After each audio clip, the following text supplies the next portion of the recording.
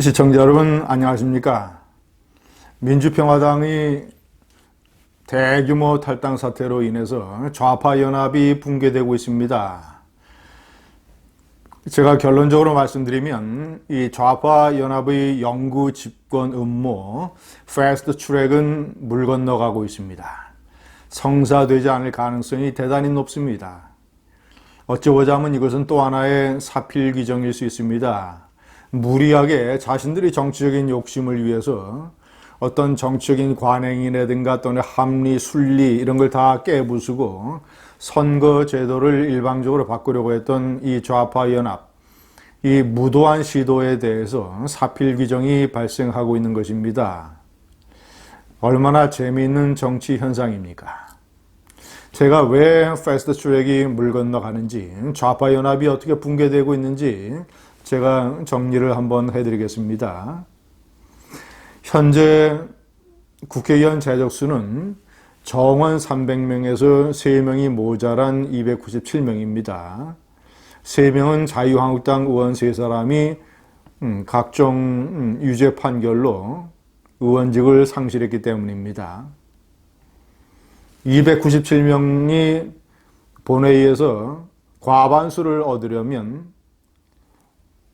149명이 필요합니다. 그런데 현재 찬성파가 137명밖에 되지 않습니다. 12석이 부족합니다. 제가 첫 번째 찬성파 137명, 민주당의 128명, 정의당의 6명, 민중당 1명, 그리고 무소속 2명.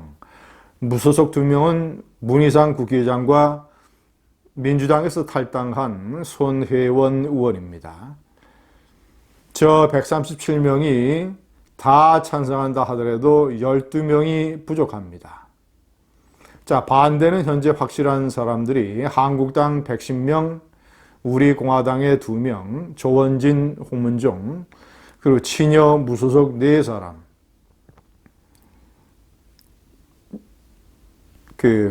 서청원, 이정현, 강길부 이런 사람들입니다. 그 변수는 저 중간지대에 44명인데 현재 바른미래당이 28명, 평화당의 잔존파가 4명, 평화당을 탈당을 해서 호남신당을 만들려고 하는 사람들이 10명, 그리고 무소속의 2명. 시청자 여러분, 이 변수 이 44명 중에서 과연 찬성파가 12명을 땡겨올 수 있을 것인가? 모르겠습니다. 저 정동영 의원을 포함한 평화당의 4명이 만약에 평화당이라는 당이 그대로 존속한다면 평화당의 4명 정도가 일단 갈지 모르겠습니다. 탈당파, 호남신당파 10명 중에서 대부분은 패스트 트랙 선거제도에 대해서 반대하고 있습니다. 자, 바른미래당은 지금 제2의 민주평화당이 되느냐 마느냐 운명에 놓여 있습니다. 28명. 28명 중에서 이 유승민파 이 8명, 그리고 이제 안철수파, 그리고 이제 호남 의원 이런 사람들로 구성이 되어 있는데 유승민파 이 8명은 앞으로 보수 통합 과정에서 바른미래당을 이탈할 가능성이 꽤 높습니다. 자, 그리고 바른미래당 자체가 손학규 체제가 만약에 붕괴가 되거나 흔들리거나 현재 새로 원내대표가 된 오신환 의원 자체가 패스트 트랙에 대해서 상당히 부정적입니다. 선거제도라고 하는 것은 여야 간의 룰인데 일방적으로 이런 식으로 무리하게 밀어붙일 수가 있겠는가라는 생각을 오신환 원내대표는 가지고 있습니다.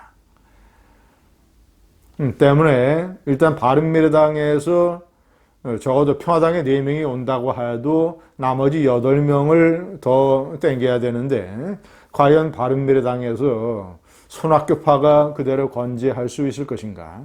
이런 것도 상당히 불투명한 요소가 되고 있습니다. 네 번째 요소가 대단히 중요합니다. 지역구가 28석이 감소하기로 되어 있습니다.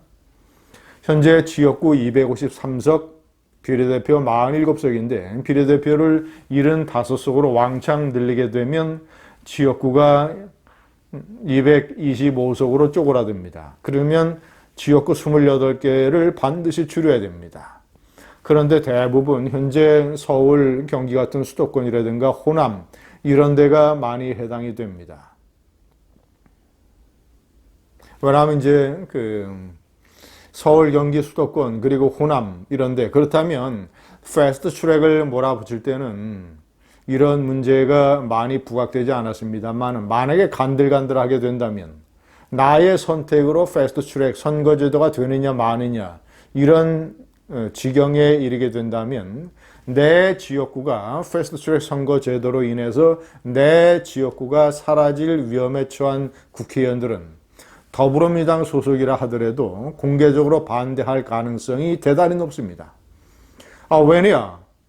이번 임기가 끝나면 내 지역구가 사라져 버리는데 지금 내가 더불어민주당의 당론을 지키는 게 무슨 의미가 있겠는가?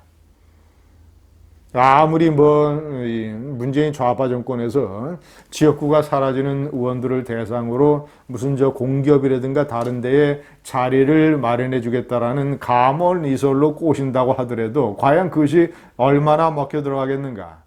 그럼 내년 4월 총선이 되면 임기가 벌써 문재인 좌파 정권의 3년이 지나게 되는데 좌파 정권의 그런 약속이 제대로 먹혀들 수 있겠는가? 그렇다면 28명의 지역구 감소 대상 의원 중 또 28명뿐만 아닙니다. 만약에 지역구로 한석을 감소시키기 위해서는 인근의 2개나 3개를 합치게 되는 이런 불가피한 상황이 많이 발생하게 됩니다. 그러면 2명 내지 3명의 국회의원들이 자신의 지역구가 어떻게 되느냐에 따라서 내가 유리하냐 불리하냐 많은 혼돈과 복잡한 상황에 처하게 됩니다. 그런데 더불어민주당의 국회의원이라 하더라도 내가 자신에게 정치적 이익이 그렇게 위험에 처하게 되는데 더불어민주당의 당론을 따르겠습니까? 패스트 트랙을 강행 통과시킬 때와는 분위기가 많이 다르다는 것. 이것이 네 번째 대단히 중요한 변수입니다. 5번째는 대단히 시간표가 빡빡합니다. 패스트 트랙이라고 하는 것은 이제 특위나 관련 상임위, 그 다음에 2단계 법사위, 3단계 본회의 처리 이런 모든 것을 다 통틀어서 일단 패스트 트랙으로 지정이 되면 아무리 길어도 330일 안에 본회의 표결을 마친다라고 되어 있습니다. 자, 그런데 현재 정개특위와 사법개혁특위가 완전히 개정 휴업 상태입니다. 왜냐? 여야 간에 너무나 큰 정치적인 갈등 또는 일본 보복 사태로 인한 여러 가지 정치적인 혼란 이런 것들로 인해서 아예 2개 특위가 열리고 있지도 않습니다. 만약에 열려서 표결이 들어가면 민주평화당의 붕괴에도 불구하고 현재 정개특위 19명, 사법개혁특위 18명 중에서 현재 좌파연합이 과반수를 확보할 수 있게 되어 있습니다. 자, 그런데 문제는 특위를 통과한다 하더라도 법사위원회는 자유한국당의 여상규 위원장이 쥐고 있습니다. 법사위 통과는 법정으로 정한 시한을 다 떼올 것입니다. 자, 그러면 서둘러서 법사위가 통과된 다음에 문희상 국회의장이 서둘러서 국회 본회의에 상정한다 하더라도 결국은 내년 2월이나 3월달이 될 가능성이 대단히 높습니다. 왜냐? 시간표를 한번 보십시오. 지금이 벌써 8월 중순입니다. 자, 이제 광복절이 지나고 9월 달에 접어들게 되면 정기국회가 개회가 됩니다. 9월 중순에는 추석 연휴가 있습니다. 추석 연휴가 끝나면 국정감사가 진행될 겁니다. 자, 그러면 이제 본회의 연설, 본회의 대정부 질문 이런 걸 다 이제 지나서 예산 결산, 이제 예결위 차원의 예산 작업에 들어가게 되고, 자, 그렇게 된다면 올해 말까지는 정기국회로 꽉 채워질 것입니다. 자, 그리고 내년에 들어간다고 칩시다. 이 선거 제도가 정해져야 각 당이 공천 작업을 할 수 있습니다. 왜냐? 지역구가 확정이 되기 때문에.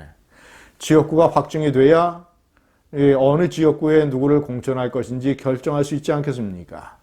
각 당은 현재 민주당은 공천제도를 완성을 해놓고 있고 한국당은 시안을 계속 검토하고 있습니다.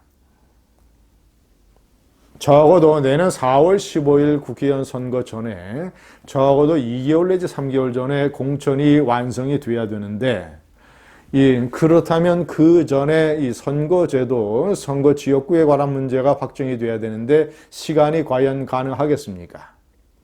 만약에 2월달이나 3월달로 넘어가게 되면 각 당의 공천 작업에 심각한 차질이 빚어지기 때문에 아예 본회의 차원에서 이 패스트 트랙 선거제도는 다음 국회 임기로 넘겨버리고 그때 또 다시 법안을 발의해야 되겠죠. 일단 내년 4월 총선은 현재의 선거제도로 치러질 가능성이 대단히 높습니다. 시청자 여러분, 역시 무리한 일은 순리와 합리를 거슬리는 무리한 어떤 정치적인 음모와 정치적인 무리수는 이런 사필규정의 거대한 벽에 부닥치게 마련입니다. 감사합니다.